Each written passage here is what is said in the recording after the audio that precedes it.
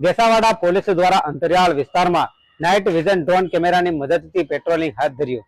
વાત કરીએ તો જેસાવાડા પોલીસ મથકના પીએસઆઈ એનએમ રામીની અધ્યક્ષતામાં જેસાવાડાના અંતરિયાળ વિસ્તારોમાં નવરાત્રીના પર્વ તેમજ ચોરી અને લૂંટફાટની ઘટનાને અટકાવવા માટે નાઇટ વિઝન ડ્રોન કેમેરાથી પેટ્રોલિંગ હાથ ધર્યું હતું। નમસ્કાર દર્શક મિત્રો, હું છું રાહુલ ગારી અને તમે જોઈ રહ્યા છો દાહોદ લાઈવ।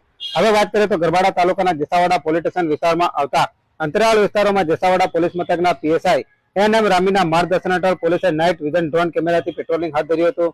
આ નાઇટ ડ્રોન કેમેરાની મદદથી પોલીસ દ્વારા નાસ્તા ફરતા આરોપી, વોન્ટેડ તેમજ રૂઢા આરોપીઓ, રાત્રિ દરમિયાન ચોરી કરવા આવેલા અજાણ્યા ઇસમો, વિસ્તારમાં જે ચોરી તેમજ લૂંટફાટની ઘટના બને છે તેને ડામી અને ડ્રોન કેમેરાની મદદથી પેટ્રોલિંગ કરી આરોપીને ઝડપી પાડવા માટેની તજવીજ હાથ ધરી છે।